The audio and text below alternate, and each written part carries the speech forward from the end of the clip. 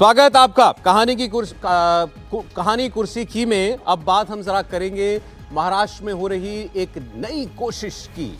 अजीत पवार आए, शरद पवार को मनाने की कोशिश हो रही है। वो 9 विधायक अपने साथ लेकर के आ चुके हैं। अब किसकी तैयारी है, अब किसको लाना चाहते हैं, तो यह हम आपको दिखाएंगे आज 3 तस्वीरों के जरिए। शरद पवार साहब का नया स्टेटमेंट क्या कह रहा है, हम उस पर भी बात करेंगे। लेकिन अजीत पवार पहले चाचा से मुलाकात करने के लिए जाते थे, चाचा सफाई देते थे। अब वो किसके पास पहुंचे, मैं आपके सामने पहली तस्वीर रखता हूं। अजीत पवार गए हैं नवाब मलिक से मिलने के लिए। कौन नवाब मलिक? जो 1.5 साल तक जेल में थे। इन नवाब मलिक के ऊपर क्या इल्जाम है? इनके ऊपर इल्जाम है दाऊद इब्राहिम से जुड़ी हुई संपत्तियों की खरीद फरोख्त में पीएमएलए एक्ट के तहत मनी लॉन्ड्रिंग का, दाऊद इब्राहिम की प्रॉपर्टीज में मनी लॉन्ड्रिंग का आरोप जिन नवाब मलिक के ऊपर है, अजीत पवार उनके पास पहुंचे। क्यों पहुंचे? क्योंकि इनको अभी 4 दिन पहले जमानत मिली है, कुछ दिन पहले जमानत मिली है सुप्रीम कोर्ट से। ईडी ने मना नहीं किया, ईडी ने उस जमानत पर कोई अपनी तरफ से अड़ंगा नहीं लगाया, तो अब ये बाहर आ गए हैं। अब जब अजीत पवार पहुंचे तो उन्होंने ट्वीट करके, जब ये तस्वीर ट्वीट हुई तो उन्होंने कहा कि मैं उनका हालचाल लेने गया था क्योंकि उनकी तबीयत खराब है और हमारी एनसीपी के वरिष्ठ नेता हैं।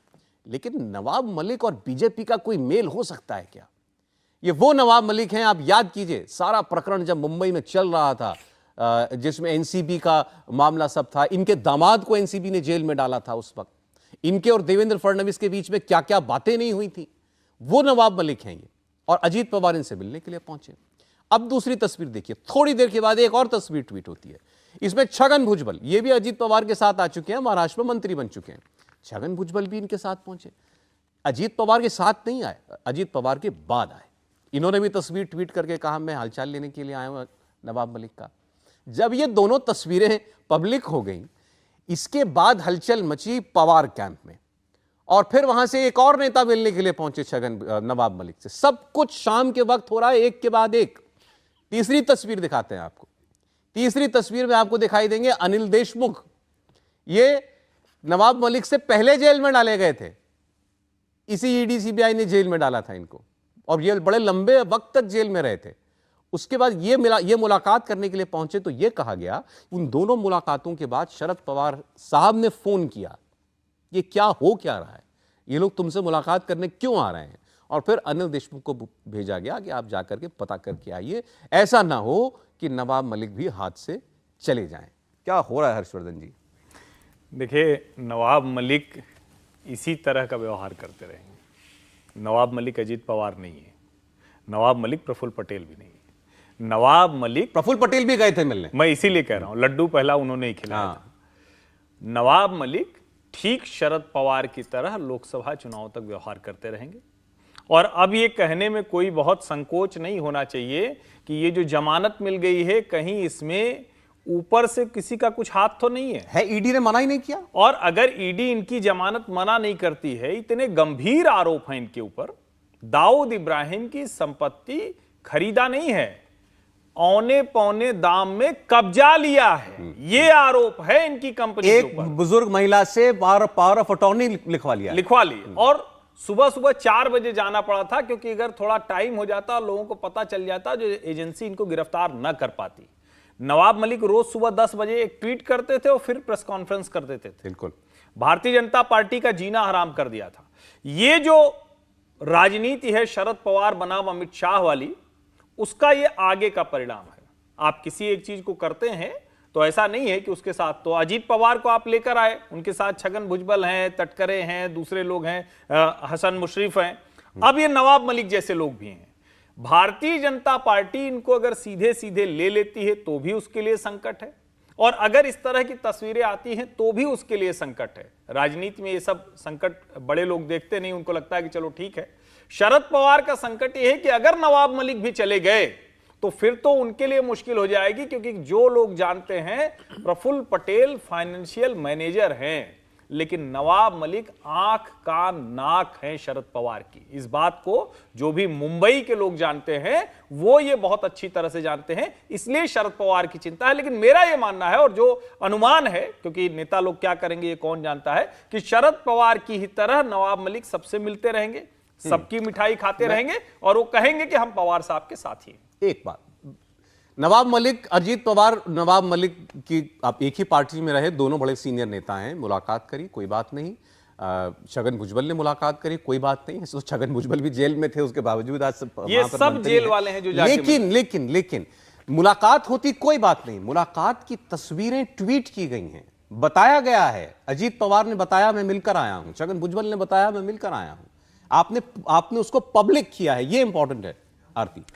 बिल्कुल, देखिए इससे बीजेपी को कहीं ना कहीं उनकी जो कॉन्स्टिट्यूएंसी है ये सवाल तो करेगी कि जिसका क्रिमिनल रिकॉर्ड है और ईडी जिसके बारे में हम लोग कई बार सुनते हैं कि सरकारी टूल है, और अगर वो कोई आपत्ति नहीं दिखाती है तो बीजेपी का जो ये grand standing moral high ground जो वो रखती आ रही है कि वो ऐसे एलिमेंट्स को बढ़ावा नहीं देती।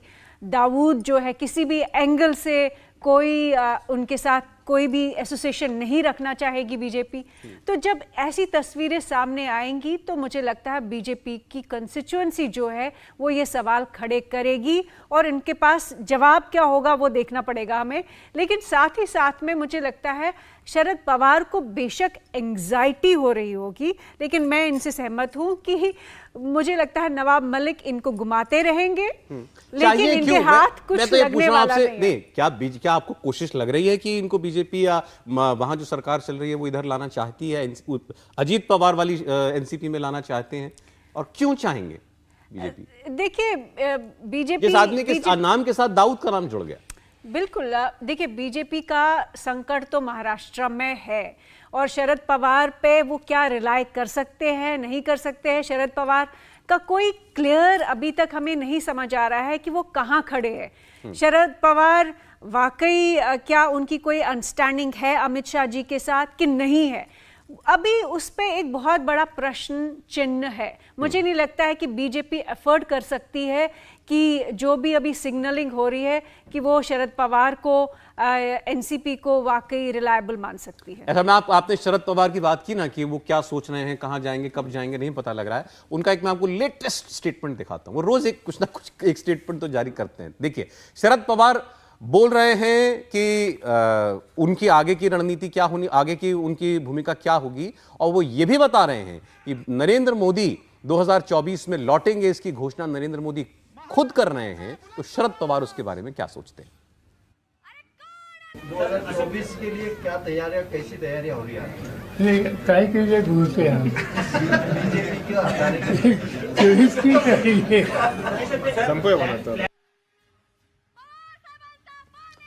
उन्होंने ये भी कहा है आगे के इस भाषण के अंदर, शरद पवार ने अपनी प्रेस कॉन्फ्रेंस में, कि मोदी जी कहते हैं मैं ही तिरंगा फहराऊंगा लाल किले से। तो उन्होंने कहा देवेंद्र फडणवीस भी महाराष्ट्र में यही कहते थे, मैं समंदर हूं लौट कर आऊंगा, लेकिन उनका एक पायदान नीचे आ गया, यानी सीएम से डिप्टी सीएम हो गए। तो उन्होंने कहा मोदी जी किस भूमिका में तिरंगा लहराएंगे मुझे नहीं पता।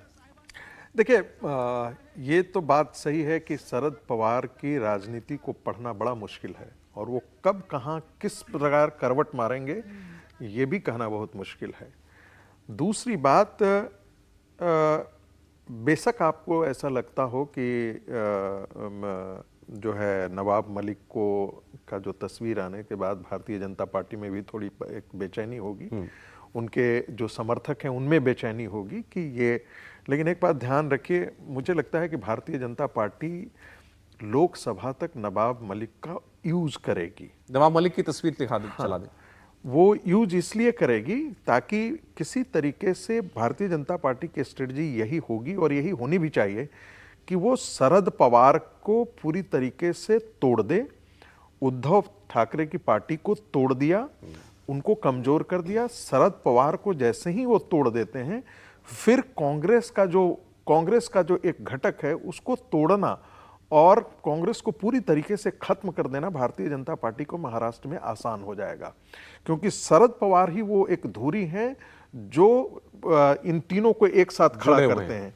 यदि शरद पवार को तोड़ दिया जाता है, यदि उनको इतना कमजोर कर दिया जाता है कि वो अपनी पुत्री की अपनी राजनीतिक विरासत सौंपने के बारे में भी असमंजस में हो जाएं और उनको अनिश्चितता दिखने लगे और उनको लगे कि उनकी राजनीतिक पारी का अंत हो गया है और सक्सेसर भी नहीं है, तो इसलिए भी भारतीय जनता पार्टी के लिए जरूरी है कि नवाब मलिक को यूज करें। और मैं बार बार इसको कहता हूं, ये कोई संतों की सभा तो है नहीं। जैसे आप फुटबॉल में खेलते हो, कहते हैं कि हमको लंगी मार दिया, तो ये तो है, ये गेम का हिस्सा हो गया है। और डेमोक्रेसी तो जो आरती कह रही थी वो हाई मॉरल ग्राउंड बीजेपी का कहां जाएगा? मैं बता देता हूं, democracy is not a choice between good and bad. Democracy is a choice between bad and worse and worst. तो ये कहना कि एकदम संत प्रवृत्ति से है, और कृष्ण ने तो दर्शन दिया है भाई, हर आदमी को छल से मारा कुरुक्षेत्र में। एक बड़े मैं कह रहा हूं, और ये सही भी है, इस भारत की सांस्कृतिक विरासत, राष्ट्रीय विरासत, ठीक आध्यात्मिक विरासत को बचाने के लिए, बस 10 सेकंड में अपनी बात खत्म, यदि ऐसे शत्रुओं का नाश करने के लिए हमको उन तत्वों का भी साथ लेना पड़े तो इसमें कोई गलत नहीं है, ऐसा होना ही चाहिए। बड़े दार्शनिक तरीके से प्रोफेसर साहब ने आपको ये बात समझाई है कि बीजेपी को नवाब मलिक को तोड़ने की अगर वो कोई प्रयास कर रही है तो क्यों आवश्यकता है?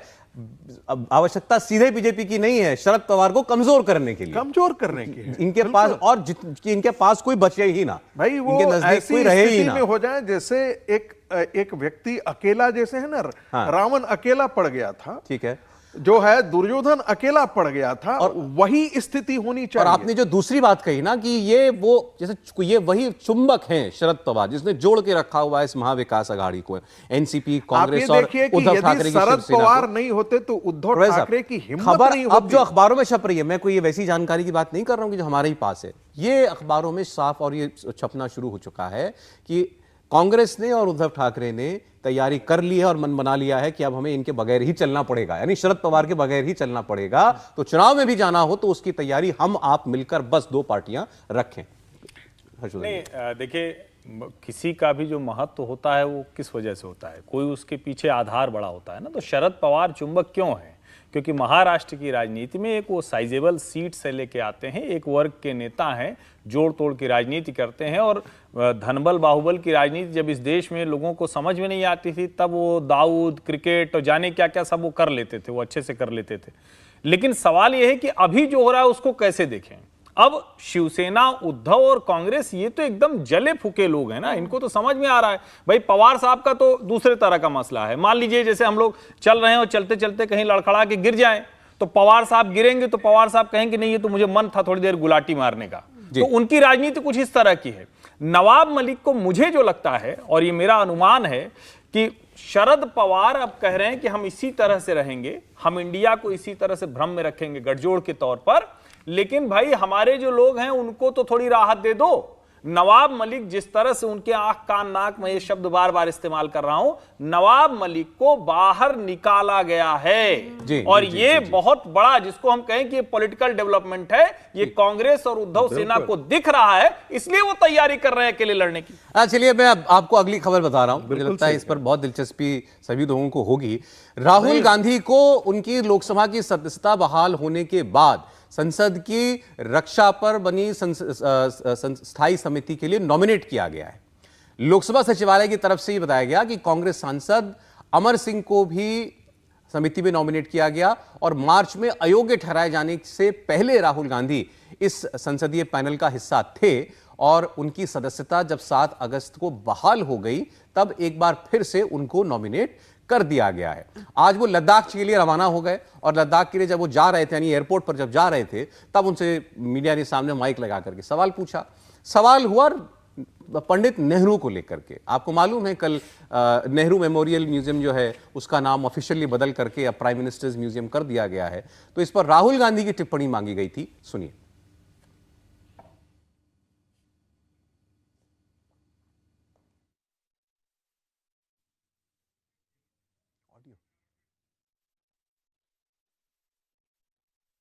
पहचान उनके कर्म है, उनका नाम नहीं।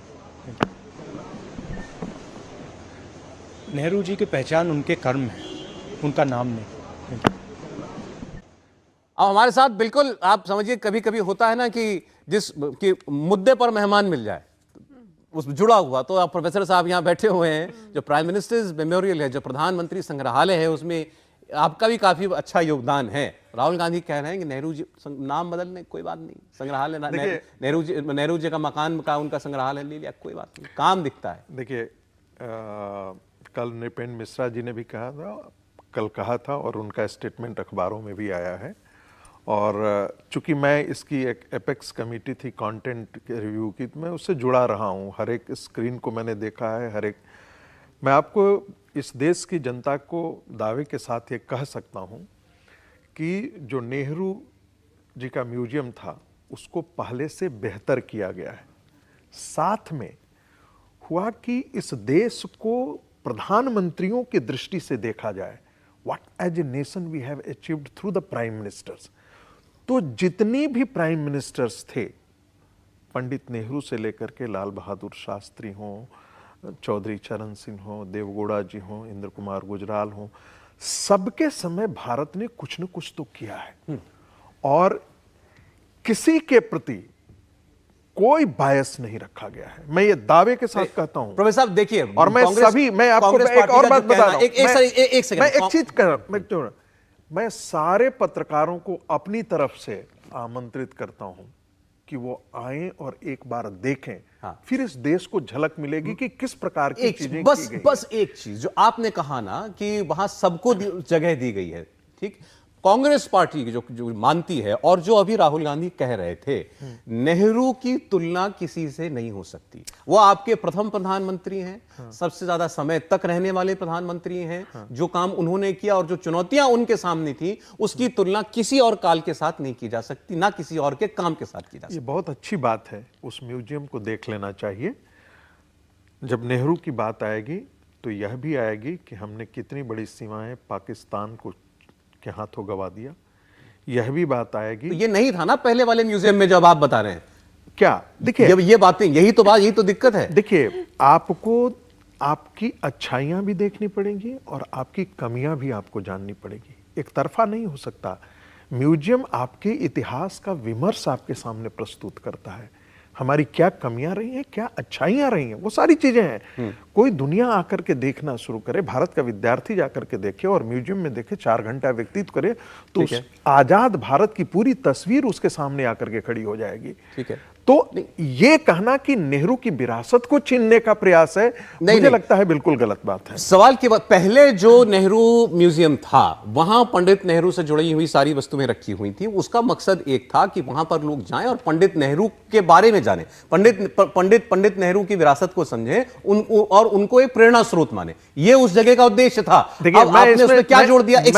आपने उसमें यह भी जोड़ दिया कि भाई पाकिस्तान हमारे हाथ से कैसे गया था, इसके लिए इसमें नेहरू जी की क्या भूमिका थी, चीन के साथ लड़ाई में नेहरू जी की क्या भूमिका थी, ये नहीं तो जोड़ा गया, पर्पस नहीं था पहले उसका, ये नहीं जोड़ा गया है। ये सिर्फ इतना बताया गया है कि भाई आप सिर्फ अभी तक पंडित नेहरू को देखते थे, बाकी प्रधानमंत्रियों की भी बहुत बड़ा इस देश में योगदान रहा है। ठीक है, उनको भी देखिए। नेहरू जी की कमियां भी दिखाई ना उसमें। देखिए, इतनी बात हम कह रहे हैं, मैं कांग्रेस कैरी नहीं कर सकते आप।